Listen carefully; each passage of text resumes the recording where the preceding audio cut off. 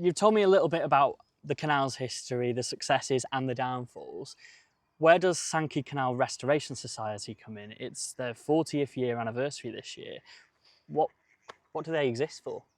Well, they started, or we started, in 1985. I wasn't with them then. I was still at school then. So, but their main concern was to reopen the canal, to restore it. Hence the restoration part of the society. In reality, you know, they faced a lot of difficulties. I joined about 2.5 years ago, but up until then, you know, you get the stories of all the difficulties that they faced. Hence, there's not that much been restored since those 40 years. Many problems. There's 3 councils involved in the whole stretch of the canal. There's Halton Borough Council over in the Spike Island part. We're in the Warrington Borough Council part now, and then there's the St Helens Borough Council. So there's 3 councils there, three boroughs that have to get together to decide on any kind of changes or any kind of restoration work or anything really, you know. So obviously with the way we're in austerity at the moment, there's not that much money around, so that's one issue, and that's always been the case really. You know, there's never been that much money around, you know, to kind of concentrate on restoring it. Yeah. Other problems as well, things like what I mentioned about the Winnick landfill scheme, for example, where the sections of the canal were filled in the mid-70s. So certain sections they put rubbish in. So and we've got evidence of that. So so we're not sure how toxic, you know, these sections are. So that's always been an issue as well. And just kind of other things as well, you know, that just gets in the way, because obviously when you get into the cities, well, the towns I should say, Widnes, Warrington and St Helens, there's fixed road bridges now. Yeah. Things like that, you know. So one of the first things that happened with the canal when it closed down was that they removed the old swing bridges, which were creating bottlenecks for the growing traffic that was, you know, happening in the early 60s. So they replaced them with these fixed bridges. So there's obstacles like that as well.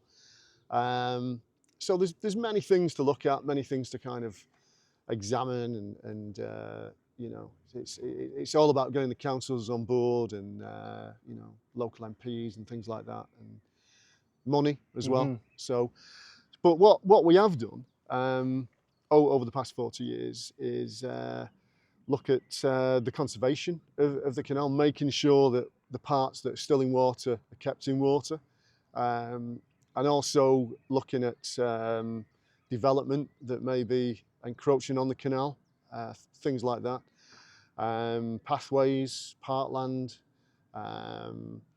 just maintaining it as well. You know, we have work parties where you know, we meet every other weekend and chop trees down and things like that are in the way, or tidy things up, litter picking, all kinds of things, dragging stuff out the canal, and old bikes and trolleys and things like that, you know. Do you get a lot of that? Is there not much respect for the canal in the area? It depends what part. I mean, the part that we're in now, you know, Fiddler's Ferry, as you can see, it's a marina. This was developed in the mid-80s. So this is one of the nicest sections really. And when you go down through Sankey and into Busey, depends what part you're in, you know. I mean, there's a section in St Helens which is again really nice open stretch of canal, but because it's near the shopping centre really, that's where you get the trolleys thrown in, you know, things like that. So, you know, bikes as well, all kinds of bits, odds and ends, you know.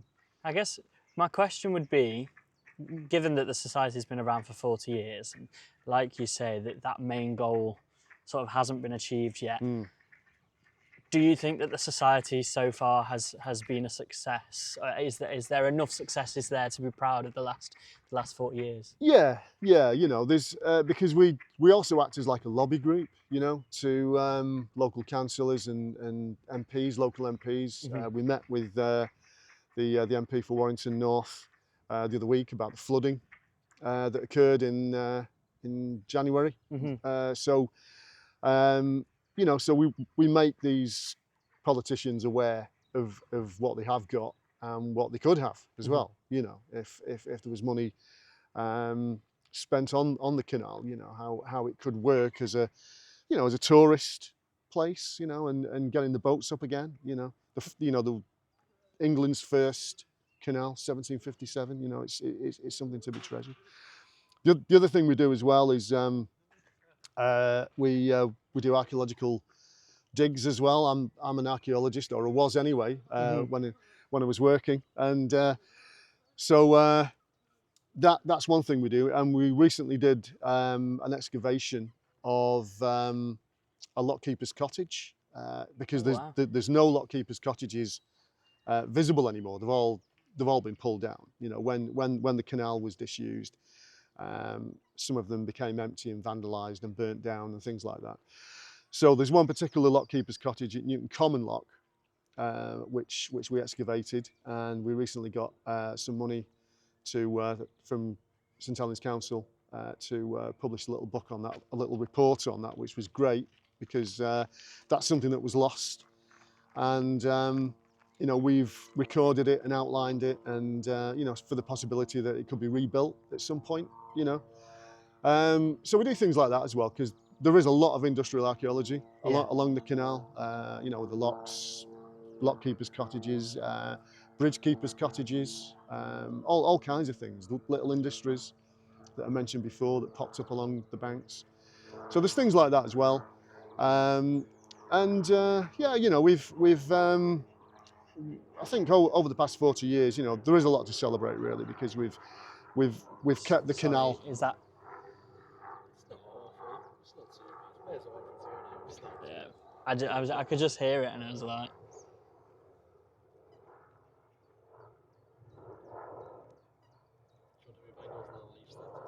Well, I was just gonna I've got one more question and then just do my asking questions from the other end. Yeah, I was rambling. You can cut that out. Okay, I think you're about to get onto it, so I'll kind of ask the question and lead into it. You've been in all of them. Do you want one where your shoulder ad's not in? Oh yeah, I'll stand behind then. I'm just going to ask. I don't have him centre. Huh? Rule of thirds. Do you want him in the centre or do you want him in the third? Rule of thirds, right. Works for me. Sorry, it's not. I've been holding it up just Oh, okay.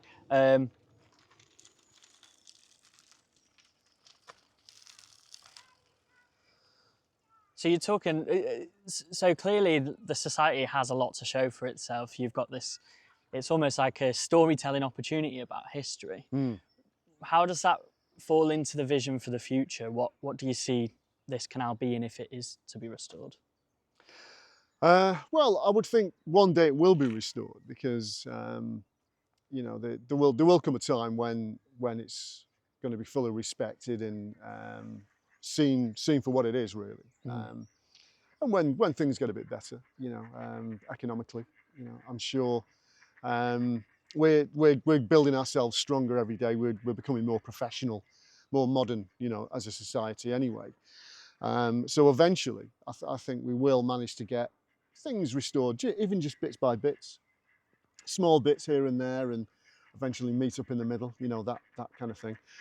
So I would think, you know, the future is always bright, you know, and for the canal, we've managed to keep it open, certain parts, you know, like this is still with us, you know, so I'm sure one day, you know, we'll be able to do it, you know, and yeah, you know, it's historical. It could bring in a lot of local revenue, you know, so plus it's something that could be celebrated, you know, as the first industrial canal in England, and there's lots of history here to still be discovered as well. So, you know, do you think there's a lot of desire for that type of tourism in this country, sort of historical heritage tourism?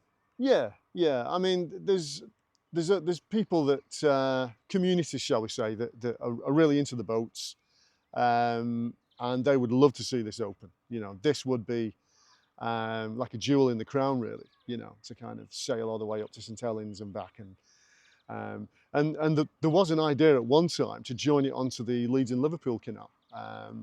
From one of the old members of the society, you know, his kind of goal was not just to open it, but to join it onto Leeds and Liverpool, which would kind of make it a nice kind of circular route, and you could go all the way up then, you know. Which really invites that tourism Yeah, angle. yeah. So there's options like that. There's always ideas, and I think, you know, if you get the right politicians, the right money available, the right backing, the right people involved, sky's the limit. Nothing can't be done, you know. So you never know. Perfect. Thank you for your time. Yeah, thank you very much.